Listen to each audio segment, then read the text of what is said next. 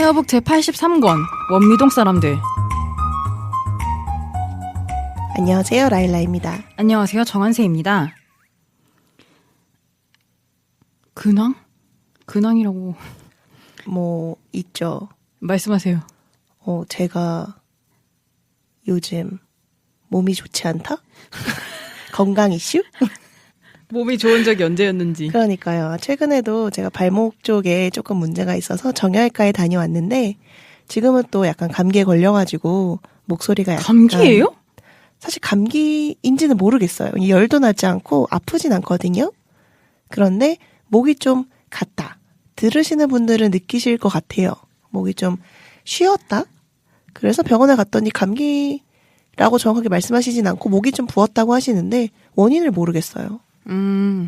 저는 최근에 제가 연초에 홍보한 라일라님도 안 읽고 계신 저의 웹소설 다시 소중해질 너에게를 투비랑 디리토에 연재한다고 말씀드렸는데 맞아요. 제가 완전 잊고 있었는데 디리토가 리디에서 만든 플랫폼이에요. 근데 제가 사실 아무도 모르게 리디를 불매하고 있었어요. 제가 말씀드린 적 있는지 모르겠는데 몇 년 전에 리디에서 노동자 부당해고 문제가 있었어가지고 그 뒤에 이제 리디에서 돈 충전하면서 읽었던 웹소설 이런 것들 다 눈물로 흘려보내고 리디에서 뭘 사지는 않은 채 디리토에 내 글을 올리면서 남의 데이터를 보는? 남의 데이터만을 탈취하는 약간 이런 삶을 살고 있었는데 지난달에 3월에 리디에서 일방적으로 어떤 출판사의 웹소설들을 판매 중지한 사건이 있었어요. 맞아요. 네, 이플북스랑 골드핑거라는 출판사의 웹소설인데 그 출판사들의 특징이 뭐냐면 초단편에 고수위를 많이 내는 출판사였는데 출판사나 작가 측에게 아무런 통보나 협의 없이 그냥 어느 날 갑자기 그 출판사의 작품이 전부 다 내려간 거예요. 그래서 이플북스 측에서 문의하니까 이제 뭐 여러 조항을 댔는데 그 중에 하나가 부적합한, 그러니까 너무 야하다는 거죠. 그러니까 쉽게 말하면. 그러니까 너무 수위가 높다. 네, 근데 그런 이유였는데 사실 이플북스나 골드핑거 측은 그 전에도 리디에서 계속 책을 올리고 있었고 웹소설이죠. 그러니까 웹소설을 올리고 있었고 문제는 그 출판사에서 고수위만 다루고 있지 않을 거 아니에요. 전 연령과 소설도 있을 텐데 그것까지 전부 다 내리게 해서 좀 문제가 됐고요. 그리고 이제 지금 한 달 정도 지났는데 결국 공정위 측에서 리디북스가 출판사와 작가들을 상대로 거래상 지위를 남용했다는 신고를 접수해서 심사 개시 여부를 검토하고 있다는 뉴스가 나왔습니다. 그러니까 소위 말하는 갑질 행위를 했다는 신고가 들어왔다는 거죠, 리디북스에서. 그렇죠. 왜냐면 전 연령가 소설까지 내린 건 얘기하는 내용과 다르잖아요. 그렇죠. 그렇기 때문에 이제 또 리디가 하나만 하지 않는구나를 새삼 생각했고요. 리디가 사실 기억하시는 분들은 기억하실 텐데 BL 고수위로 굉장히 크게 초기에 성장한 플랫폼이거든요. 그런데 어느 정도 돈을 벌고 나니까 이제 자기들의 그런 과거를 지우려고 하는 시도를 몇 번이나 해왔는데 이것도 아마 그런 것의 일환이 아닐지 의심하는 사람들이 꽤 있습니다. 이 출판계에 바람 잘 날 없는 소식 전해드렸습니다. 이번 책은 원미동 사람들입니다. 이 책을 제가 정했는데 느닷없이 왜 이런 선택을 했는가. 이제 5년 정도 팟캐스트를 하고 과거를 되돌아보니까 너무 장르문학만 한 게 아닌가. 근데 사실 이것은 온전히 제 잘못이라고 하기에는 문학동네와 창비와 민음사의 죄가 크다. 그렇죠. 그러니까 저희가 대형 출판사의 책을 다루지 않게 되면서 약간 이제 그렇지 않은 그러니까 소위 말하는 문단문학 작가들을 못하게 되는 거죠. 네. 그래서 이제 이 성소수자의 인권을 침해한 문학동네와 창비와 민음사 그리고 그 계열사의 책을 불매하다 보니까 그들의 탓이 일단 제일 크고 맞아요. 그래서 그 뒤로는 이제 뭐 제가 너무 신나서 라일라님한테 이 책 하자 저 책 하자 들이댔고 라일라님은 또 저를 위해 그 책을 다 수렴해 주셨는데 모르겠어요. 그냥 올해 되니까 갑자기 약간 이제 내가 내 빚을 청산할 때가 아닌가. 약간 좀 더 다양한 것으로 가고 싶어지셨나 봐요. 네, 그래서 라일라님이 재미있다고 했던 책들을 좀 해보자라고 해서 그 중에 하나가 원미동 사람들이었어요.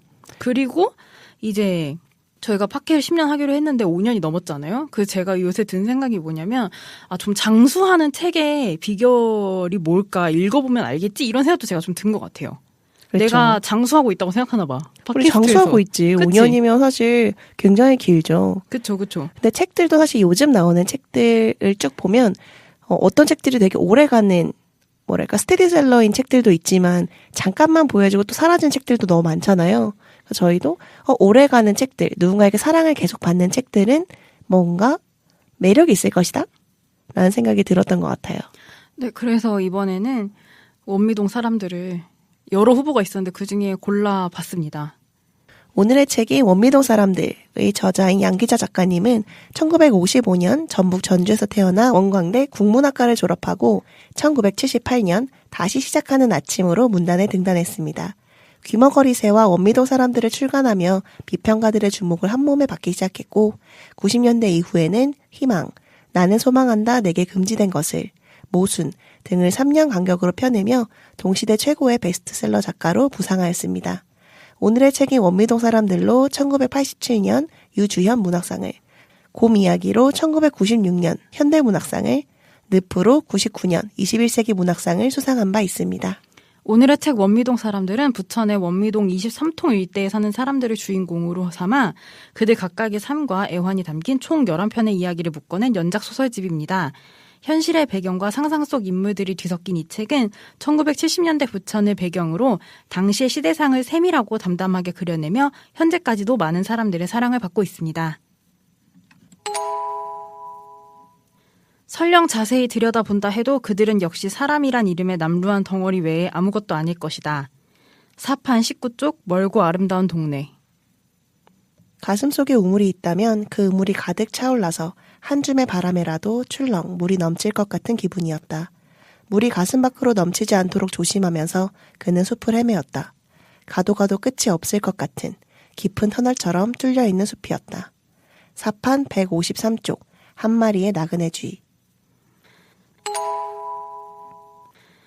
과거에서 현재는 어떻게 연결되는가? 사실 피프티 피플이 창비에서 발간된 책이라 아무리 정세랑 작가님 책이어도 이야기하고 싶지 않긴 한데 저는 이 책을 읽으면서 피프티 피플을 굉장히 많이 떠올렸어요. 사실 피프티 피플보다 원미동 사람들이 훨씬 더 전에 나왔으니까 피프티 피플을 보고 원미동 사람들을 떠올리는 게 이제 출간 순으로는 맞을 텐데 독서 순서가 반대로 되어서 이런 감상이 드는 모양입니다. 저는 예전부터 계속 에세이가 싫다고 그렇죠. 말해왔는데 지속적으로. 예. 좀 더 정확하게 말하자면 관심 없는 타인의 생활상을 들여다보는 게 재미없다고 느끼는 모양이에요. 라일라님 에세이는 좋아할 것 같거든요. 제가요? 라일라님 에세이를 내면 제가 쓴 에세이를 그치. 관심 없다가 포인트일까? 그런 것 같아. 애인이 에세이를 내도 읽을 것 같아. 왜냐면 그거는 읽을 때 그 글만 보는 게 아니라 그 너머에 있는 사람을 보는 거기도 하고 그냥 일상글이 아니라 뭔가 더 의미가 있게 다가오실 수 있을 것 같아요. 맞아요. 그러니까 모르는 사람의 일상을 알고 싶지 않아. 근데 피프티 피플 때도 제가 녹음하면서 그런 얘기 했던 것 같아요. 나는 이 50명의 사람한테 관심이 없어. 그치. 전 되게 재밌었는데 한세님은 취향이 아니셨던 기억이 나요. 맞아요. 라일라님 피프티 피플 진짜 재밌어 하셨어요. 근데 어쨌든 저는 약간 이런 식의 일상의 나열이 뭔가 깨달음이나 확장, 연대나 변화가 없다고 느껴지는 것 같고 읽는 저한테 어떤 의미로 와닿진 않는 모양이에요. 제가 느낀 건 이 안에는 성장도 없고 변화도 없는 것 같다. 근데 뭔가 내가 원미동 사람들에게서 얻을 게 있다면 재미 유무와는 별개로 당시의 시대상을 참고하기 위한 사료로서는 굉장히 유의미하겠다. 개인의 삶, 그러니까 미시사를 들여다본다는 의미도 있겠지만 개인의 삶의 총합으로서 공동체적인 모습을 본다는 의미로도 의미가 있을 것 같다 이런 생각을 했어요. 맞아요. 그래서 저는 읽으면서 한세님과 사실 비슷하면서도 조금 다른 생각을 했는데 비슷한 생각은 뭐였냐면 방금 말씀하신 거. 그러니까 이 소설이 시대상을 증명하는 어떤 사료로서 기능한다는 점. 1970년대에서 80년대까지의 부천 원미동이라는 실제로 존재하는 그리고 작가도 거주했던 구체적인 실제 지역을 배경으로 하고 있잖아요. 그래서 그 배경으로 사람들의 삶이나 이런 어떤 일상의 모습들이 굉장히 현실적으로 그려져 있기 때문에 그 시절의 어떤 보편적인 가치관이라든지 뭐 일상이 그대로 드러난다는 게 되게 의의가 크다라는 라는 생각을 저도 했었어요. 근데 다른 점은 이 책에 성장이나 변화가 없다고는 생각이 들지 않았는데 그게 무슨 느낌인지는 알겠어요. 그러니까 이게 정확하게 어떤 표면화되는 연대가 있는 책은 아니고 꼭 연대일 필요는 없어. 아무튼 뭔가 확장이 없는 책이라고 느껴졌어. 그건 나는. 그래요. 왜냐면 일상에서 끝나니까 사람들 개개인이 겪는 일들을 얘기하니까. 근데 이제 확장이 내가 너한테 가는 것도 확장인데 내 자신이 크는 것도 확장이란 말이야. 근데 난 둘 다 없는 것처럼 느껴졌어. 근데 저는 조금이라도 성장은 있다는 생각이 들었거든요. 예를 들면 그 불시에서 구조조정을 당한 화자가 어떤 내적 갈등을 계속 보여주잖아요. 근데 내적 갈등을 겪다가 결국 마지막에 누군가를 붙잡고 말을 쏟아내게 되는 순간 저는 이 과정도 사실 성장 과정이라고 생각이 들었거든요. 혹은 원미동 시인에서 처음에는 이제 멋모르고 사람들을 마냥 좋아하던 어떤 어린이 화자가 일종의 불의한 사건이 진행되는 과정을 목격하면서 불의에 대한 어떤 분노와 슬픔을 느끼는 것도 저는 약간 사회를 알아가는 성장통이라는 생각이 드는 거예요. 그래서 이게 갈등이 있고 그 안에서 사람들의 어떤 생각의 변화, 어떤 일종의 조그만 성장 등이 있다고 생각해서 저는 그런 흐름은 재미가 있었어요. 그래서 이게 전혀 다른 사람들의 개별적인 이야기 같지만 어쨌든 같은 지역에 있고 또 같은 시대에 있으니까 이들의 다양한 경험들을 어떤 관통하는 시대적인 흐름?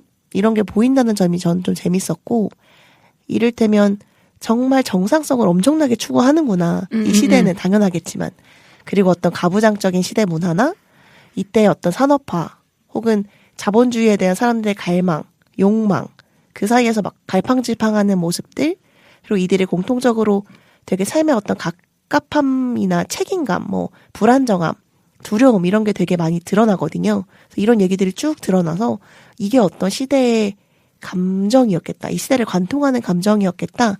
저는 그런 부분들은 재미가 있었어요.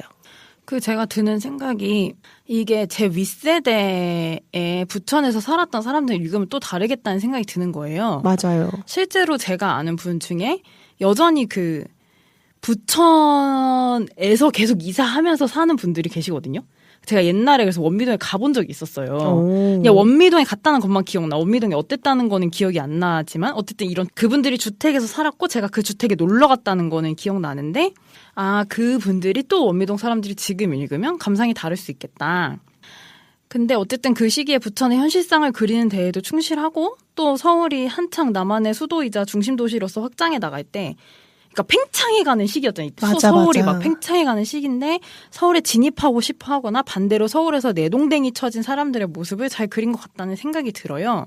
원미동 사람들에서 나오는 원미동은 서울의 변두리, 그러니까 서울의 경계죠. 지도로 보면 정말 서울하고 원미동이 딱 붙어 있기도 하고 첫 번째 작품인 멀고 아름다운 동네의 주인공도 서울에서 거주하다가 집값이나 여러 형편을 감당하지 못하고 원미동으로 이사하는데 지금도 마찬가지지만 그때도 원미동에서는 연립주택을 살 수 있는 돈으로는 서울에서 제대로 된 집의 전세 자금도 되지 않아서 그랬다고 이제 책에 나오고 마지막 땅이라는 작품을 보면 강남 부동산의 주인이 서울 개포동 이쪽의 강남 땅을 떡주무르듯 했던 큰손이었다가 밝힐 수 없는 모종의 사건으로 한 재산 다 날리고 달랑 맨손으로 부천에 내려와 별 볼 일 없는 거강꾼이 돼버렸다고 써있는데 이런 서술에서 알 수 있듯이 원미동의 모습 중 하나가 이제 서울에서 버티지 못한 사람들이 혹은 서울에서 버틸 수 없는 사람들이 한 발짝 물러나서 서울과 가까운 곳에 자리를 잡는 거죠. 그렇죠. 밀려난 거죠. 네. 정말. 근데 서울과는 가까이 있고 싶어하는 그 욕망이 은연중에 있는 거야. 맞아. 사실 저는 이게 요즘의 세태랑도 똑같다고 생각했어요. 그러니까 부천이 아닐 뿐이지 혹은 다른 지역으로 점점 확장될 뿐이지 다들 서울에 있다가 집값이 비싸고 뭐가 힘들고 하니까 다 밀려나잖아요. 맞아. 그래서 밀려난다는 감각으로 경기도에 오는 사람들도 있고. 맞아. 이 균형 발전을 하나도 이루지 못한 거지. 그지, 맞아. 40년 정도의 사이에. 어. 이 찻집 여자가 저는 이 책 중에서 제일 마음에 든 작품이었는데 여기 나온 찻집 여자도 원미동에서 밀려나면 갈 곳이 없다고는 말하지 않겠지만 이런 생활 이하로는 떨어져 내리고 싶지 않다고 말한단 말이에요. 그러니까 이게 원미동이 기준인 거죠. 여기가 물론 이 밑으로도 사람은 사는 거지만 그 단어를 쓰진 않지만 저는 이게 내가 정한 품위의 하한선이다. 품위 있는 인간의 삶? 하한선이다. 저는 약간 이렇게도 읽혔거든요. 근데 왜 원미동이 기준일까라고 생각하면 그게 결국 서울특별시와 경기도의 시도 경계에 위치한 공간이라서 그렇다는 생각이 드는 거죠. 말씀하신 것처럼 지금도 서울이냐 아니냐로 많은 것이 나뉘는데 예를 들어 은평구랑 고양시랑 붙어 있잖아요. 네, 맞아요. 사실 그리고 그 경계라는 건 인간이 정한 선이잖아요. 근데 연신내 땅값하고 지축 땅값은 완전 다르단 말이에요. 그런 거를 보면 똑같은 회사에서 지금 똑같은 평수의 아파트라도 서울에 있냐, 전라남도에 있냐, 아니면 뭐 경상북도에 있냐 이런 거에 따라서 달라지듯이 원미동 사람들이 계속 이 서울로 가야 한다. 아까 언급한 자본주의의 어떤 중심축이라는 걸 알고 거길로의 편입을 지리적 편입이든 뭐 계급적 편입이든 계속 갈망하고 그거를 이제 견디지 못하는 사람은 라일라님 한 줄 읽기에서 읽어주신 그 에피소드의 주인공처럼 사라지던가 맞아. 강노인처럼 동네 주민한테 린치당하던가 그런 삶이 되는 거죠. 그러니까 이 자본주의의 삶에 편입되지 않을 거면 쫓겨나는 그런 모습이 계속 보여요. 그렇죠. 그러니까 요즘도 사람들이 밀려나서 경기도로 간다라고 표현을 하는데 혹은 다른 지역으로 다 이동을 하는 경우도 있잖아요. 근데 본인이 선택해서 나는 이 지역이 좋아하고 가는 경우도 있지만 서울에 있고 싶은데 여러 가지 특히 돈 문제로 이동한 사람들이 많잖아요. 여전히 이 문제가 계속 지속되고 있다는 생각도 들고 그래서 이 소설에 등장하는 사람들이 기본적으로 주변인의 감각을 가지고 있다고 느꼈어요. 그러니까 서울이라는 어떤 정상성에서 밀려난 주변인. 소수자성까지는 아닌 것 같은데 사회의 어떤 완전한 메인 그룹에서는 내가 밀려났다. 그러니까 열등감이 계속 보이고 질투, 불안함, 갑갑함 이런 감정들이 여러 에피소드에 계속 등장하거든요. 그래서 서울이 상징하는 이런 산업화된 모습, 이런 자본주의를 되게 부러워하고 갖고 싶어하는 사람들도 나오고 그 마지막 당의 강노인처럼 말씀하신 그 린치당한 강노인처럼 그런 어떤 서울적인 태도, 다 돈으로 바꾸고 싶은 태도를 미워하면서 땅으로의 회귀, 과거의 삶을 계속 주장하는 인물들도 나오고요.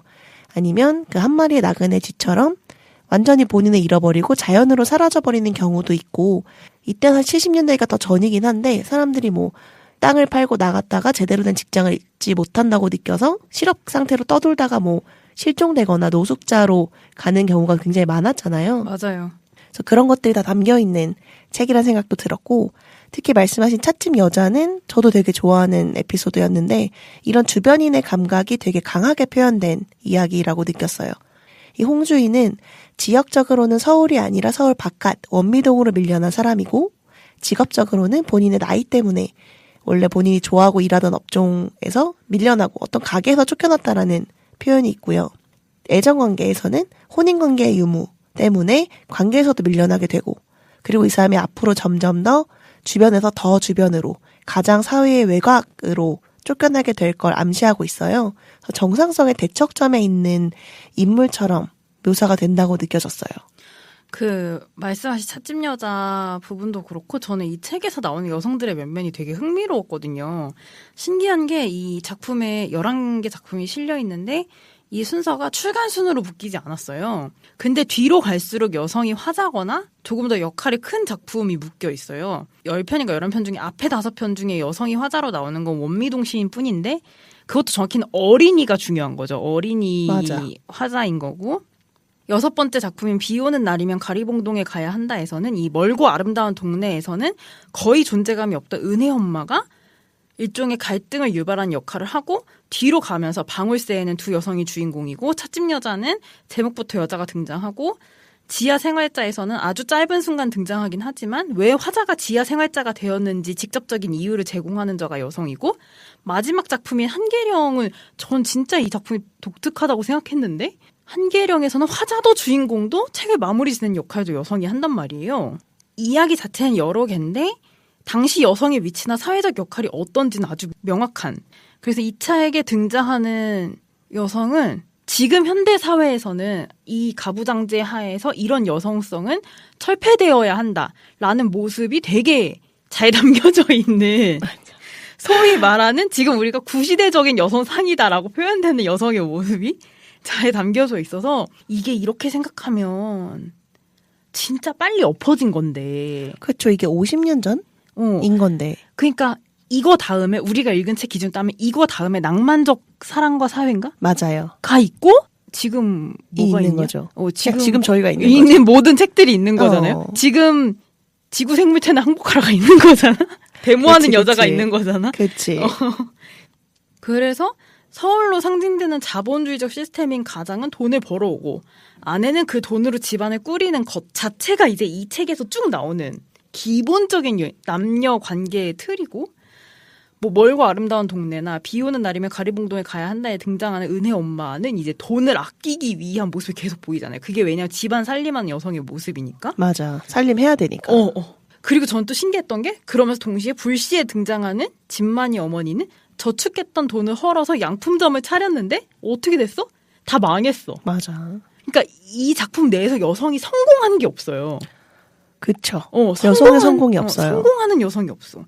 사진관 주인 엄씨의 부인은 찻집 여자에서 나오는 이 엄씨의 부인인데 엄씨가 바람 피운다는 확신이 들자마자 남편은 그냥 앵돌아져서 보지 않는 걸로 끝나는데 그 찻집에 쳐들어가서 살림살이를 부수고 패악을 부리는 걸로 나온단 말이에요. 그러니까 너무 이 여러 여성이 등장하지만 다 전형적이라고 지금 우리가 보기엔 전형적이라고 불리는 여성의 모습이 있는 거지. 그치. 아침 드라마에 나오는 여성들이 있는 거지. 그렇지. 근데 그것이 사실은 이때만 해도 당연한 자연스러운 모습이었던 거구나라는 생각이 드는 거예요. 그래서 기혼 여성은 아이를 양육하고 가정을 돌보는 게 우선이다. 이게 당시에 가장 거대한 가치관 중에 하나였다는 게 보이는 거죠. 이 여성들을 보면서. 이 아내들은 어떻게든 가정을 유지하는 게 최대 목표이기 때문에 당연히 이혼도 하지 않고 자신의 몸도 아끼지 않고 부가적인 노동을 하면서 아이들 다 양육하고 그리고 남편의 불륜에 화를 내는 모습들도 보여주고 하지만 남편의 멱살을 잡지 않고 불륜녀의 멱살을 잡는다. 그치. 근데 남성의 시각에서는 이제 이 여성들이 다 바가지를 긁는다고 이 모든 게 뭉뚱그려져서 표현이 되는 거죠. 그녀들이 왜 이렇게 행동하는가. 소설은 이유를 보여주지 않지만 결국 이걸 다 모아보면 가부장제 시대에서 여성의 역할은 정상 가정을 수호하는 것이구나. 그래서 그에 따르지 않는 여성들은 부정적으로 묘사가 되는 부분들이 보이는 것 같아요. 맞아요. 이 부정적으로 보인다 혹은 대상화되었다고 이제 표현되는데 이 찻집 여자 저희가 찻집 여자 진짜 좋아하긴 하나 봐요. 그냥 그 얘기가 되게 여성을 자세하게 묘사한 편이어서 그래요. 맞아. 이 찻집 여자의 찻집 여자는 작부로까지 몰락했다고 표현되고 사실 이 다음 작품을 보면 결국 원미동에서도 쫓겨나죠. 맞아. 그렇게 되거든요. 근데 이 찻집 여자가 얼마나 대단한 여자냐면 등장만 했을 뿐인데도 원미동의 여자들 여기서 말하는 여자는 다 기혼 여자야. 그러니까 이 작품의 여자는 기본적으로 기혼이야. 이 여자들이 전부 자기 남편을 단속한단 말이에요. 아무것도 안 하고 그냥 길을 걸어갔을 뿐인데도. 아니면은 또 그 결혼하지 않은 여성이 나오는 편이 원미동 시인인데 여긴 화자가 어린이이긴 하지만 이 어린이 언니가 굉장히 미인으로 나오고 그 언니를 원미동 23통에서 마트를 운영하는 김 반장이 자기 멋대로 이제 예비 부인으로 삼고 그치. 이 화자 언니의 동생인 어린이를 엉덩이를 치면서 미친놈인가 난 그 부분 내가 잘못 읽은 줄 알았어. 어린이를 치면서 경옥이 처제라고 자기 멋대로 부른단 말이야. 그러니까 누군가를 자기 마음속에 이미 부인으로 삼고 그치. 결혼할 거라고 생각하고 사실 사귀었던 것 같긴 한데 이 여자친구는 연락을 끊었음에도 그리고 이 어린 여성의 아이의 엉덩이를 치는 게 이때 정말 이런 성적인 스킨십에 대한 뭐가 없었구나. 근데 나 어렸을 때도 그랬어. 근데 그건 그래요. 제 생각에 여성의 책무는 어떤 정상 가정을 수호하는 것이기 때문에 모든 여성은 마땅히 한 남성을 선택해서 결혼을 해야 하는데 그런 규칙에서 벗어난 어떤 여성들 여러 남자를 사귄다든지 아니면 결혼을 하지 않은 여성들은 기본적으로 되게 부정적으로 묘사되는 시대인 것 같아요. 그래서 원미동 시인의 경옥이도 잘 보면 되게 많은 여성들의 이야기가 등장하는데 막내딸이 태어나니까 아이의 출생신고를 계속 미루면서 아이가 죽기를 기다린 어머니 또는 이른 나이에 먼 곳으로 시집간 큰언니 그리고 둘째 언니 얘기가 저는 좀 인상적이었는데 버스 안내원을 하고 공장에서 일하고 다방을 거쳐서 지금은 대포집을 경영하는 둘째 언니가 나와요. 근데 이 언니도 되게 이제 집에서 약간 내놓은 것 같은 그런 이미지가 있는데 비혼 여성이 여러 명의 연애를 하는 여성 자체도 되게 나쁘게 보는구나. 여성의 연애 혹은 성적으로 압박되어 있는 사회구나라는 게 느껴졌고 아까 말씀하신 선옥이 그러니까 김 반장이라는 이 사람이 제멋대로 여자친구고 결혼할 거라고 생각하고 있는 선옥이도 서울로 가서 여러 남자를 만나고 있거든요. 그래서 집에서도 얘네 이제 내놓은 자식이니까 배우나 시키자 뭐 이런 얘기를 하는데 저는 보면서 이 중에 어머니와 첫째 언니는 기혼 여성의 삶, 그리고 둘째와 셋째는 대상화된 비혼 여성의 삶을 좀 짧게나마 보여주는 게 아닌가라고 생각을 했어요. 그리고 저는 이 대상화된 여성 중에 가장 인상 깊게 봤던 여성이 지하 생활장에서 나오는 집주인인데 이 집주인이 진짜 짧게 나오거든요. 거의 등장하지 않는데 이 화자가 지하 생활자가 된 이유가 어떤 집에 새들어 사는데 그 지하에 새를 살게 되면서 화장실이 없는 거예요. 이 지하에. 맞아. 그래서 화장실을 쓰려면 집주인에게 허락을 받고 집주인의 집에 가서 화장실을 써야 되는데 계약할 때는 이 집주인 여성이 그렇게 해주겠다고 했으나 단 한 번도 문을 열어주지 않은 거죠. 그래서 화자가 집주인을 미워하면서도 어쩌지 못하다가 끝에 보면 그 여자가 누군가의 씨앗, 그러니까 누군가의 첩이란 뜻인데 그걸 알게 되고 난 후에 자신과 그 여성을 동일시하면서 이 미움이 쓰러진단 말이에요. 그러면서 그 여자가 자기처럼 별 볼 일 없는 사람이라고 생각을 하는데 저는 사실 이 부분에서 약간 의아했던 게 이 여자가 씨앗이라서 본 부인에게 시달리는 것과 자기가 화장실을 쓰지 못하는 지하생활자인 것 사이에 무슨 상관관계가 있는가. 이게 그냥 그때 세태였던 건가. 그러니까 불륜녀의 처지라는 것이 화장실도 마음대로 못 쓰는 자신과 동격인 정도로 여성 인권이 나빴다는 뜻인가? 그럴 수 있죠, 근데. 맞아. 라는 생각이 들어서 왜냐하면 저는 불륜녀라는 건 관계의 입장인 거잖아요. 인간관계에서 입장인 거잖아, 불륜녀라는 건. 근데 내가 느끼기에 지하에 화장실 없는 지하에서 사는 건 사회적인 위치인 거야. 그러니까 난 두 개가 교차하지 않는다고 생각하는 건데 이 주인공은 그것을 약간 동급처럼 생각해서 호의했고 상대가 여성이 아니라 불륜남이었다면 그러니까 누군가의 씨앗인데 이게 여성이 아니라 남성이었다 해도 이 남자가 이렇게 생각했을까? 라고 내가 생각했어. 남자였다면 저 남자는 뭐 잘생기고 어쩌고 저쩌고 그래서 이렇게 번듯한 집에서 사는구나 라고 생각하진 않았을까? 저는 남성이었다면 아예 이때 여성 인권이 다르기 때문에 남성이었으면 아무 문제 없었을 것 같아요. 왜냐면 맞아. 우리가 봐도 똑같이 사실은 불륜 상태에 있지만 차츰 여자를 또 예로 들면 엄씨를 뭐라고 하는 사람은 없거든요. 맞아. 수근수근 거리긴 하지. 엄씨한테 가서 너 대단하다 약간 이런 식으로 하잖아. 제스팅 같은 이런 거. 뭐 얌전한 줄 알았더니 그래. 여자도 꼬신다? 뭐 이런 식으로 표현을 하고 물론 다른 기혼 여성들은 수근수근 하지만 그 수근수근 하는 게 그 엄씨를 엄청 욕하는 게 아니라 쟤 저랬대 이 정도만 얘기하고 끝나잖아요. 하지만 상대 여성은 가게를 접고 동네를 쫓겨나야 되는 상황이니까 이 남성과 여성의 입장은 굉장히 달랐을 것 같고요. 그리고 저는 이 말씀하신 지하생활자 얘기에 대한 해석은 저랑 조금 다른데 저는 결국 이게 가난에 대한 얘기라고 생각을 했었고 이 주인공이 돈이 없기 때문에 가장 싼 방을 구해야만 됐고 그 방이 싼 이유가 화장실이 없어서잖아요. 근데 먹고 자고 사는 게 사실 인간의 기본 조건인데 그 조건조차 지킬 수 없는 정말 완전한 바닥, 그러니까 물리적으로도 바닥이고 관념적으로도 바닥인 지하의 삶을 보여주는 거라고 생각을 했어요. 그래서 이 화자가 집주인 여성에게 처음에 화가 난 건 집주인 여성이 나에게 문을 열어주지 않아서 내가 화장실도 못 가는 기본적인 인간의 욕구조차 해결할 수 없는 상황 때문이겠다. 근데 마지막에 집주인 여성의 문을 깨부수고 들어가는 난입자를 보고 그러니까 저 사람이 누군가의 첩이었기 때문에 항상 낯선 사람이 나를 찾아오거나 내가 문을 열어준 상황을 경계했었구나. 그것 때문이구나. 그래서 나는 내가 이렇게 인권이 바닥인 상황은 저 사람이 나에게 문을 열어주지 않아서 저 사람이 밉다라는 마음으로 버티고 있었는데 더 이상 화를 낼 수 없어진 거죠. 나에게 가난이라는 그늘이 있는 것처럼 저 사람도 문을 열지 못하고 집안에 숨어 있어야 됐던 어떤 자신만의 그늘이 있구나. 우리가 똑같이 지하에 갇혀있는 처지구나 라는 동질감으로 이어졌다고 생각했어요. 그래서 사실 그게 불륜이 아니라 삶을 힘들게 하는 다른 이유였어도 저는 비슷하게 해석이 됐겠다라는 생각을 했거든요. 하지만 작가가 그런 여러 가지 상황 중에서 굳이 불륜녀로 설정한 건 어쨌든 사회에서 불륜을 바라보는 특히 불륜한 여성을 바라보는 부정적인 시각이 이 정도다라는 걸 보여주는 의도가 있다고 생각해요.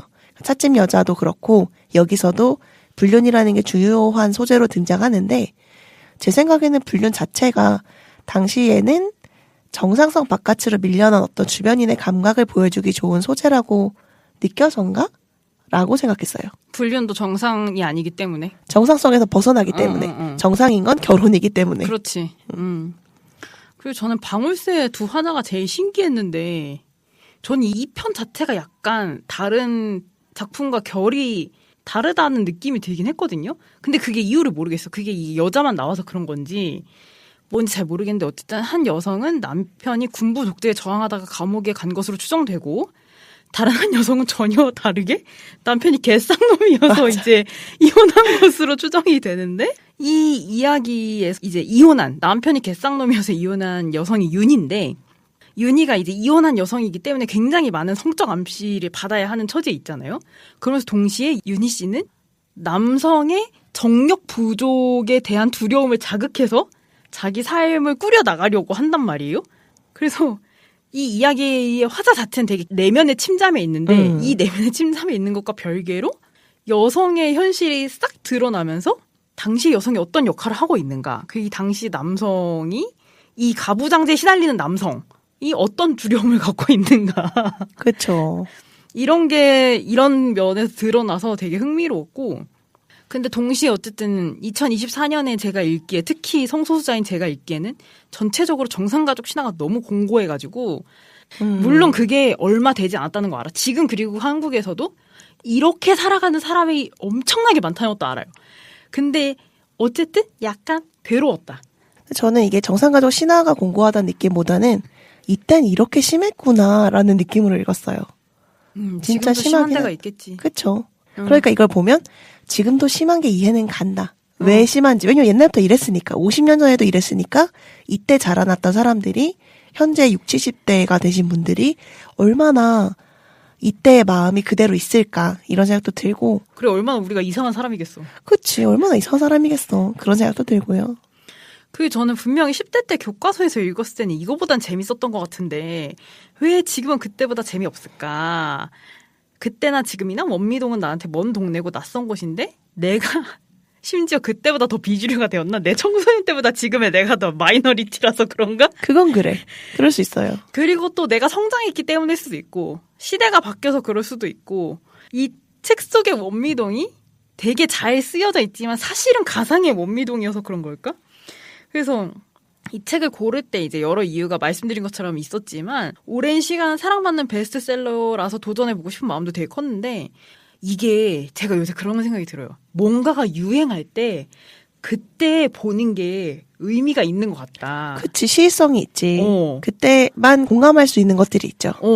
그때 읽었으면 내가 원미동을 멀고 아름다운 동네라고 생각했을까? 라는 생각을 하였습니다.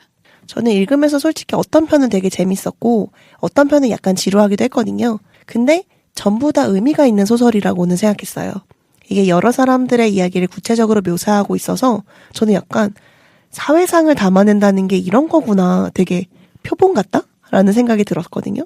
이야기 하나하나가 되게 자세하고 인물들이 되게 다양하고 개별 작품마다의 재미와는 별개로 되게 뿌리가 좀 깊고 단단한 느낌이다. 묵직한 느낌의 작품이라고 느꼈어요. 무게감이 있다라는 게 이런 거구나. 가벼운 책, 무거운 책을 얘기할 때 이런 게 무거운 책이구나? 이런 생각이 들었고. 근데 저 궁금한 게 있는데 라일라님이 항상 그 스쳐 지나가는 인물이 없기를 바라잖아요. 맞아요. 이번 책은 그런 점을 만족시켰나요? 네. 그런 느낌이었어요. 스쳐 지나가지 않는구나. 뭐 이를테면 원미동 시인에서 화자가 쭉 인물들을 얘기하는데 사실 언니들 얘기도 그냥 잠깐 묘사되고 말잖아요. 근데 저는 그 묘사 자체로 좀 의미가 있는 이때 여성이 4명이 있는데 4명이 이렇게 살아가는 모습을 언급하면서 보여주는구나라는 생각이 들어서 이 소설에는 저는 그런 인물들이 없었어요. 예전에 교과서에서 저는 일용화 양식 편을 읽었던 기억이 나는데 이 이야기는 지금 읽어도 좀 재밌었어요. 그리고 여기 인물들이 좀 다층적인 면이 있다 보니까 미운데 미워하기 힘든 인물들도 좀 많았고 이게 사실 속도감이 있거나 몰입되는 이야기들은 아니에요. 그리고 책도 두껍다 보니까 좀 힘든 부분도 있지만 한 번쯤 읽어보면 좋을 것 같은 책이다라고 생각했어요. 마지막으로 이 원미동 사람들이 엄청 많이 팔렸잖아요. 지금 저희가 읽은 것만 해도 둘 다 4판을 읽었는데. 그렇죠. 2015년인가? 네. 그 이후에 양기사 작가가 서울로 이사했대요. 했겠지. 나는 이걸 찾아보고 약간 이렇게 된 거야. 어떤 느낌인지 알겠죠? 다 그래. 그렇게 되는구나. 그래서 비판도 많이 들었다고 하고 들을만 하지. 당연히 들을만 하지. 원미동에 거주하는 사람들은 원미동 사람들의 나오는 이미지 때문에 이제 굉장히 많은 오해를 받고, 왜냐하면 너무 어쨌든 세밀하게 썼잖아요. 말씀하신 것처럼. 근데 이게 실제 원미동의 모습은 아니니까 실존적 허구성을 띠게 되면서 오해받거나 대상화되었다는 얘기가 많더라고요.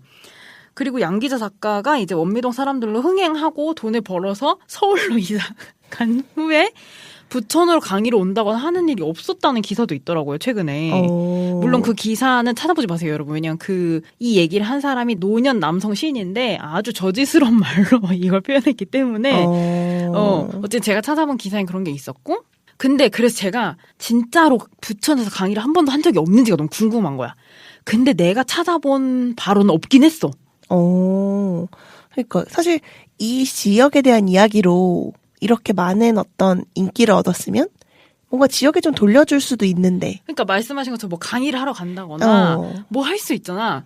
도서관 가서 뭐 하다못해 북코스트라도 할 수 있잖아. 맞아. 근데 어쨌든 내가 찾아본 바로는 진짜 한 번도 없긴 하더라고.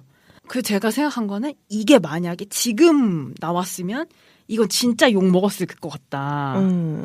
왜냐하면 내가 봤을 때 이 중에 일부는 진짜 있었던 일일 것 같은 거야. 어느 정도는. 그쵸. 요즘에 또 이런 걸로 여러 가지 말이 있잖아요. 그러니까 너무 지나치게 디테일해서 만약에 지금 나왔으면 약간 반응이 다르지 않았을까라는 생각도 들어요. 또 지금은 윤리적 기준이 굉장히 높아져 있으니까. 맞아. 이때에 비하면. 근데 제가 또 보니까 실제 원무이동에 가면 이런 소설 속 등장인물들의 조형물이나 표지판 같은 것들이 있어서 일종의 관광지처럼 활용되기도 한데요. 정말 거기에 살고 있는 주민들이 원해서 막 설치가 된 건지 아니면 이제 지역 자체로 그래 이걸로 홍보를 하자 이렇게 만든 건지 모르겠지만 뭔가 작가를 바라보는 시각도 여러 갈래인 것 같아요. 하지만 말씀하신 것처럼 실제 지명으로 오해받을 수 있는 주민들과는 이런 피해가 발생하지 않게 잘 조치했으면 더 좋았을 텐데 라는 아쉬움이 있습니다. 네, 조이 저희 그 포스타입에 익명님께서 10,000원을 2번 후원해 주셨어요. 우와. 근데 정말 감사한 게 그 전에도 이제 다른 분들이 조금씩 후원해 주셨거든요. 근데 팟빵이랑 비슷하게 포스타입도 10,000원을 넘어야지만 출금을 할 수 있어요. 이것도 포스타입 이 개놈 새끼들이 원래 50,000원인가 30,000원 이상이었는데 최근에 이제 포스타입과 경쟁하는 플랫폼이 늘어나면서 여러 가지 이제 독점이 깨지니까 이제 완화하고 이랬거든요. 그래서 이 익명님이 2번이나 10,000원을 보내주셔서 저희가 드디어 출금을 할 수 있게 됐다. 짝짝짝짝짝 감사합니다. 네, 근데 출금은 안 하려고요. 왜냐하면 지금 출금됐다 또 누군가 3,000원 보내주시면 맞아. 또 이제 우리 덫에 갇히기 때문에 쌓아야 돼. 예, 쌓아두고 마지막에 이제 최종 출금하려고 하고요. 아무튼 근데 익명으로 보내주셔서 저희가 어떤 분인지 이 두 분이 한 분이 2번 보내신 건지 아니면 다른 분인지 서로 다른 두 분인지도 모르는데 듣고 계시다면 정말 감사합니다. 감사합니다. 그리고 저희 팟빵에 댓글 남겨주신 거는 댓글 다 달아놨고요. 포스타입에도 댓글 남겨주신 거 저희가 다 달아놨습니다. 그리고 저희 다음 책은 이제 뭘 할까 고민을 하다가 듀나 작가님이 올해 30주년이세요. 그래서 듀나 작가님의 30주년을 기념하여 북스피어라는 출판사에서 나온 너네 아빠 어딨니라는 책을 할 건데 이게 그 전에 북스피어에서 나온 용의 이라는 책의 30주년 기념 리메이크예요. 올해 나온 책이거든요. 그래서 결과적으로는 같은 책이니까 혹시 구매 안 하고 보통 대여로 읽으시는 분들이 있다면 참고해 주시길 바라고요. 네, 그 용해이랑 너네 아빠 어딨니가 둘 다 이 작품들인데 예전에 용해이가 표제작이었고 이번에 이제 리메이크 되면서 너네 아빠 어딨니가 표제작으로 바뀐 거라 표지나 제목이 다르지만 내용물은 같다는 거 보셨으면 좋겠습니다. 네, 저희 그럼 이렇게 오늘 방송 마무리 짓도록 하겠습니다. 팟빵과 아이튠즈 팟캐스트의 좋아요와 구독 그리고 의견 있으시면 댓글 많이 남겨주시고요. 트위터와 인스타그램에도 좋아요, 리트윗, 리그램 많이 해주세요. 저희가 트위터 요새 계속 스팸이 달려서 댓글을 막아놓고 있어요. 맞아요. 그래서 혹시 트위터에 멘션을 남기기 힘드시면 그냥 인용하시거나 DM 주셔도 저희가 확인하도록 하겠습니다. 네, 그러면 저희는 오늘 여기에서 마무리 짓도록 하겠습니다. 이제 슬슬 더운 정한세 그리고 라일라였습니다. 프로페셔널 페미니스트가 되는 그날까지 페페였습니다.